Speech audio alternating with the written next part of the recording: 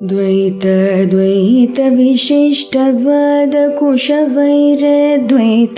भक्तृर्चितं सार विचारचारुमनसं संखावतं वल्लभम् स्वाप्तानाप्तसमस्तजीवसदयं ज्ञानाश्रयमाश्रयम् स्वाप्तानाप्तसमस्तजीवसदयं ज्ञानाश्रयमाश्रयम् वन्दे द्वैतगुरुं जगतां धीशङ्करं शङ्करम् वन्दे द्वैतगुरुं जगतां धीशङ्करं शङ्करम्।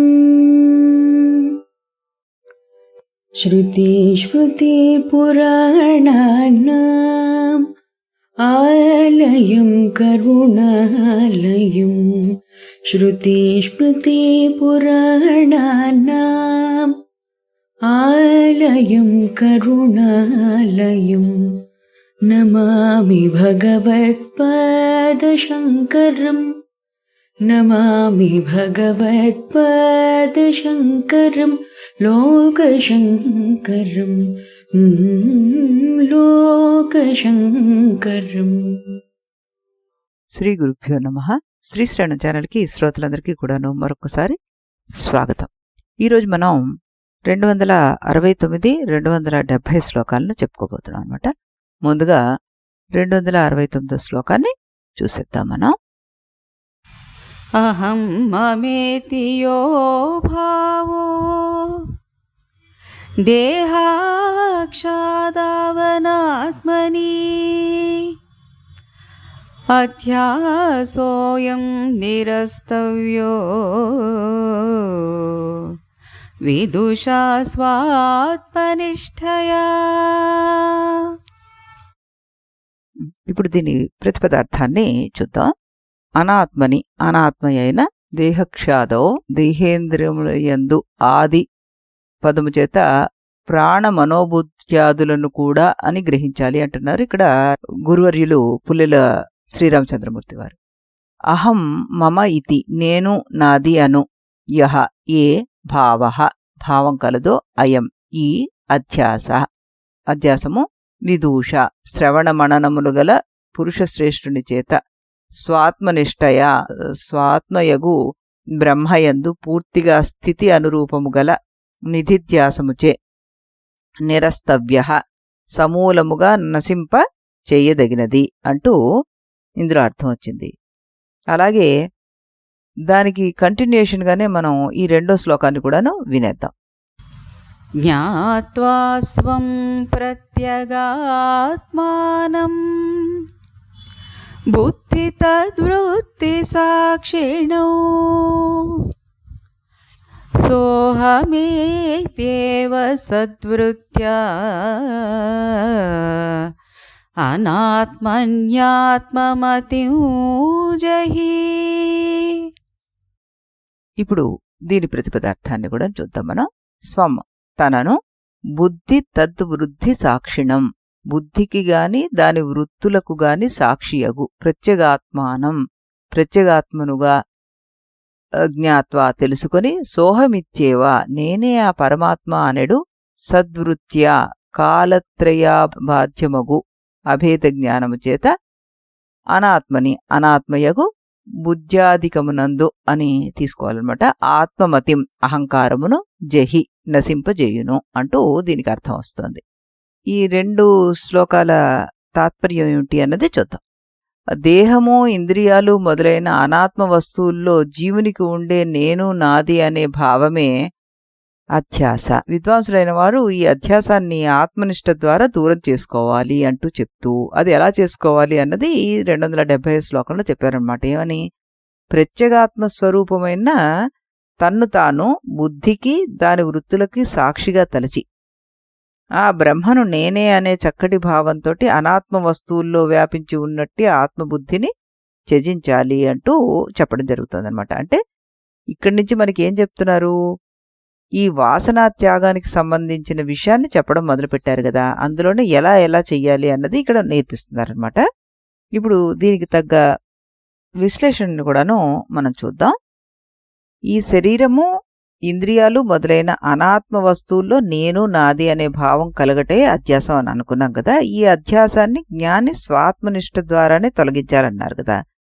బుద్ధిని, బుద్ధి వృత్తుల్ని సాక్షిగా ప్రకాశింపజేసే ప్రత్యేగాత్మనే నేను అని తెలుసుకుని సోహం అనే సతత భావంతోటి అనాత్మలో ఉన్న ఆత్మబుద్ధిని విడిచిపెట్టాలి అంటున్నారు. మరి అంటే 269వ శ్లోకంలోనేమో రోగం ఏమిటో చెప్తుంది. ఏమిటది? శరీరమే నేను, మనస్సే నేను, బుద్ధే నేను, ఇది నాది అనే భావమే రోగం అంటున్నారు.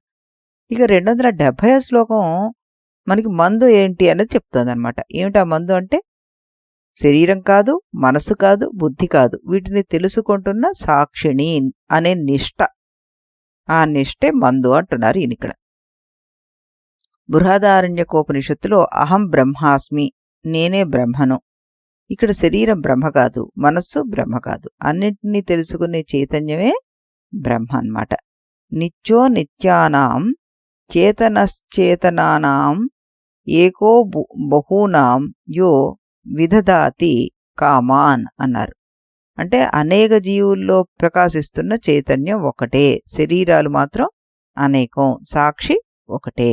నా అసతో విద్యతే భావో న భావో విద్యతే సతః ఉభయోరపి దృష్టః అంతః తు అనయోః తత్వదర్శిభిః అంటారు. అంటే ఈ సూత్రం ఏం చెప్తుంది? అసత్యమైన శరీరానికి నిత్యత్వం అసలు ఎప్పుడూ లేదు, సత్యమైన ఆత్మకు నాశనం లేదు అంటూ ఈ అధ్యాస నివృత్తిని మనకి చేసేస్తుంది అన్నమాట. క్షేత్రజ్ఞం చాపి మాం విద్ధి సర్వక్షేత్రేషు భారత. ఈ శరీరం క్షేత్రం, దాన్ని తెలుసుకునేవాడు క్షేత్రజ్ఞుడు. శరీరము కాదు, తెలుసుకునేవాడివి నువ్వు అంటున్నారు ఈ శ్లోకంలో మనకి. ఒక అద్దంలో మన ముఖం కనిపిస్తుంది. అద్దం పగిలిపోతే ప్రతిబింబం పోతుంది, కానీ మనం పోయామా? పోలేదు. అలాగే శరీరం అద్దం, మనస్సు అద్దం, బుద్ధి అద్దం, వీటిలో కూడాను ప్రతిఫలించే చైతన్యమే ఆత్మ. అద్దం మారినా మనం మారం కాబట్టి, అలాగే శరీరం మారినా ఆత్మ కూడాను మారదు. తన్ను వెతికి చూడ తానే యౌ జీవుండు తత్వమెరయు నగును తానే ఆత్మ. మన్ను మిన్ను లేదు మాయయు లేదయా విశ్వధావిరామ వినురవేమ అంటారు. బయట వెతకకూడదు, తనలోని చైతన్యాన్నే తెలుసుకోవాలి, అప్పుడే జీవుడు ఆత్మస్వరూపం అని తెలుస్తుంది అంటూ మనం చెప్పుకోవచ్చు అనమాట. జ్ఞాత్వా స్వం ప్రత్యేగాత్మన్ అనే భావానికి ఇది చక్కటి ఉదాహరణ. అధ్యాస అసలు ఎలా ఏర్పడుతుంది మనకి అంటే, రాత్రి చీకట్లో తాడును చూసి మనం పాము అనుకుంటాం. పాము ఎప్పుడైనా తాడులో ఉందా? లేదు. అలాగే ఆత్మలో ఎప్పుడూ దేహభావం లేదు. అజ్ఞానం వల్ల మాత్రమే మనం శరీరం అని భావిస్తున్నాం. దీన్నే శంకరాచార్యుల వారు అధ్యాస అంటారు. ఇప్పుడు ఈ 2 శ్లోకాలకి కూడాను స్వామివారి వివరణ ఎలా ఉందో చూద్దాం మనం. తన వాసనల నుండి బయటపడడానికి చేసే ప్రయత్నాల్లో చాలా ఆటంకాలు వస్తూనే ఉంటాయి. వీటిని ఒక్కొక్క దాన్ని ఏ విధంగా తొలగించవచ్చో ఇక్కడ వివరింపబడుతోంది.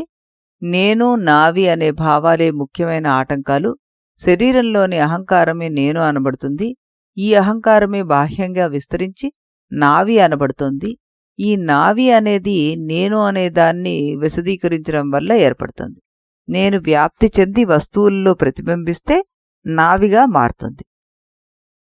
స్థూల సూక్ష్మ శరీరాలను, ఇంద్రియాల్లోనూ మనోబుద్ధుల్లోనూ నేనేనని భావం ఉంది. ఇవన్నీ కలిసి మొత్తంగా నేను అనుకుంటున్నాను. తర్వాత నా చుట్టూ ఉన్న వస్తువులపై ఈ భావాన్ని విస్తరింపజేసి వాటిని నావిగా అనుకుంటున్నాను. నేను వాటి మీద హక్కు ఉన్నట్లుగా భావిస్తున్నాను. నిరస్తవ్య అన్నారు. నేను ఇది ఇది ఇది అనే అధ్యాసను నిరసించాలి అంటున్నారు. తెలివైనవాడు నేను శుద్ధ చైతన్యాన్ని, నా వలననే మనోబుద్ధులు ఇంద్రియాలు పనిచేయగలుగుతున్నాయనే దృఢ జ్ఞానంతో అధ్యాసను అంతమొందించగలుగుతాడు.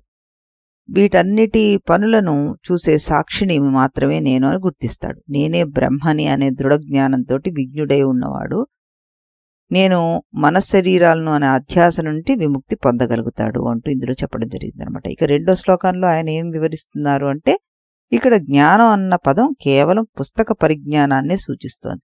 జ్ఞాత్వా నిష్ప్రయోజనమైన ఈ జ్ఞానాన్ని పొంది అని అర్థం. బుద్ధిలోని ఆలోచనలను, సాక్షిగా నీలోని ఆత్మను గుర్తించాలి. దీన్ని గుర్తించి దీని స్వభావాన్ని తెలుసుకొని క్రమంగా దీనికి చేరువుగా రావాలి.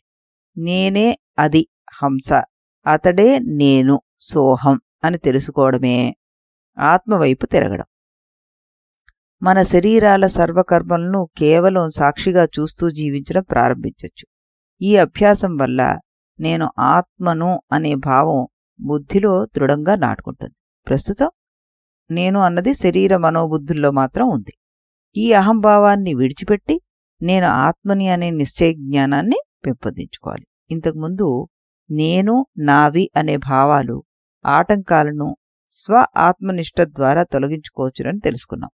బుద్ధిని, అందులోని మార్పులను సాక్షిగా చూస్తున్న చైతన్యంగా గుర్తించి దర్శించేవాడు, భావించేవాడు, విచారించేవాడు ఉపాధిగత అహంకారాన్ని తొలగించుకోవాలి, త్యజించాలి. ప్రవాహంలా కదిలే ఆలోచనలన్నిటినీ ఏది గుర్తిస్తోందో అదే చైతన్యం. ఈ చైతన్యాన్ని గుర్తించిన తర్వాత దానివైపు జరగడానికి ప్రయత్నం చేయాలి.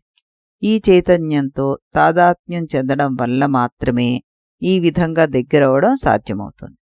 సత్యాన్ని తానుగా భావించడానికి మన శరీరాలపై గల మమత్వాన్ని విడనడాలి. ఈ ఇంద్రియ సంఘాతం నేను కాదు, వీటన్నిటినీ చూసే చైతన్యమే నేను అనే భావం, అంటే బ్రహ్మాకార వృత్తి సదా మన జాగృతావస్థ అంతట్లోనూ సజీవంగా చైతన్యవంతంగా ఉండాలి. ఇది కూడా ఒక భావమే. ఈ భావం వల్ల వచ్చే జ్ఞానం కూడా పరిమితమైందే. ఇది వృత్తి జ్ఞానమే కాని ఇది సద్వృత్తి వలన బుద్ధిలో గల అసద్వృత్తి పొరపాటు భావం తొలగిపోతుందన్నమాట. మనకి ఇది కూడా వృత్తి అయినప్పటికీ కూడాను ఇది మంచిది కాబట్టి దీనివల్ల ఈ పొరపాటు భావం ఏదైతే అధ్యాస అనుకుంటున్నావో అది తొలగిపోతుంది. ఈ విధంగా నువ్వు కొంతకాలం అభ్యాసం చేస్తే నీలో మనశ్శరీరాలే నేను అనే భావం అంతమైపోతుంది. ఇక్కడ కూడా ఒక భావానికి బదులు మరొక భావాన్ని మాత్రమే ప్రవేశపెడుతున్నాం. కానీ ఈ వృత్తి జ్ఞానం పరిమితమైనప్పటికీ అనాత్మనే నేననే భావాన్ని, అధ్యాసని పోగొట్టగలుగుతుంది అంటూ ఈయన ఇక్కడ చక్కగా మనకి వివరించి చెప్పడం జరిగిందనమాట. ఈ రకంగానే మనం ఒక్కొక్క దాన్ని అర్థం చేసుకుంటూ ముందుకు వెళ్ళడానికి ప్రయత్నం చేద్దాం. ఇది అంత తొందరగా అబ్బేటటువంటి విద్య కాదు. దీనికి మన శ్రమ, మన అభ్యాసం చాలా అవసరం. మళ్ళీ మనం రేపు ఇదే సమయానికి ఇదే ఛానల్లో కలుద్దాం. అంతవరకు సెలవు. इति गुरुवाक्यम् इति गुरुवाक्यं विधि वेदान्तं विदितारकमिति ब्रह्ममु इति गुरुवाक्यं विधि वेदान्तं विदितारकमिति ब्रह्ममु इति मोदलिदि नडुमिदि तुदि తెలిసిన వాడేవాడుగా ఇది మొదలిది నడుమిది తుది తెలిసిన వాడేవాడుగా ఇది గురువాక్యం విధి వేదాంతం విదితారకమితి బ్రహ్మము ఇది గురువాక్యం.